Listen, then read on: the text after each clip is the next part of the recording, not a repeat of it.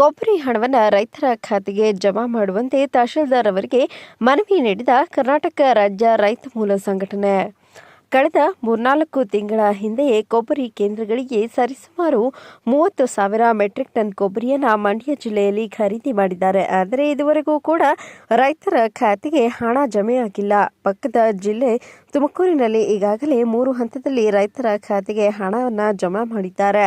ನಮ್ಮ ಜಿಲ್ಲೆಯಲ್ಲಿ ಯಾವೊಬ್ಬ ರೈತರಿಗೂ ಕೂಡ ಹಣ ಜಮೆಯಾಗಿಲ್ಲ. ಈ ಹಣವನ್ನೇ ನಂಬಿರುವ ರೈತರು ನೇಣು ಹಾಕಿಕೊಳ್ಳುವ ಪರಿಸ್ಥಿತಿ ಬಂದೊದಗಿದೆ ಎಂದು ತಿಳಿಸಿದರು. ಖರೀದಿ ಮಾಡಿ ಇವತ್ತು ಆಲೆ ಕಡಿಮೆ ಅಂತ ಅಂದರೂ 30,000 ಮೆಟ್ರಿಕ್ ಟನ್ ಕೊಬ್ಬರಿನ ಖರೀದಿ ಮಾಡಿದ್ದಾರೆ.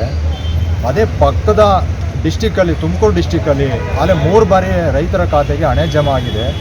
ಆದರೆ ನಮ್ಮ ಮಂಡ್ಯ ಡಿಸ್ಟಿಕ್ಕಲ್ಲಿ ಇದುವರೆಗೂ 30,000 ಕೊಬ್ಬರಿ ಖರೀದಿ ಆದ್ರೂ, ಮೆಟ್ರಿಕ್ ಟನ್ ಖರೀದಿ ಆದ್ರೂ ಯಾವುದೇ ರೀತಿ ₹1 ಖಾತೆಗೆ ಹಣ ಜಮೆ ಆಗಿಲ್ಲ. ಯಾಕೆಂದರೆ ನಾವು ಕೊಬ್ಬರಿನೇ ನಂಬಿಕೊಂಡು ಜೀವನ ಮಾಡ್ತಕ್ಕಂಥ ರೈತರು. ಯಾಕೆಂದರೆ ನಮ್ಮಲ್ಲಿ ಇವಾಗ ಸ್ಕೂಲ್ ಫೀಸ್ ಕಟ್ಟಬೇಕು, ಕಾಲೇಜ್ ಫೀಸ್ ಕಟ್ಟಬೇಕು, ಈ ಮದುವೆ ಟೈಮು ಇವೆಲ್ಲ ಇರೋದ್ರಿಂದ ನಮ್ಮ ರೈತರುಗಳಿಗೆ ಯಾವುದೇ ಅಮೌಂಟ್ ಜಮೆ ಮಾಡೋದಾಗ ನೇಣಾಕೊಳ್ಳೋ ಪರಿಸ್ಥಿತಿಗೆ ರೈತರು ಬಂದಿದ್ದಾರೆ. ಯಾಕೆಂದರೆ ನಮ್ಮ ತಾಲೂಕಿನಲ್ಲೇ ಒಬ್ಬರು ಉಸ್ತುವಾರಿ ಮಿನಿಸ್ಟ್ರ್ ಇಟ್ಕೊಂಡು, ಒಬ್ಬರು ಕೃಷಿ ಸಚಿವರು ಇಟ್ಕೊಂಡು, ಒಬ್ಬರು MLA ಮಾಡಿಕೊಂಡು.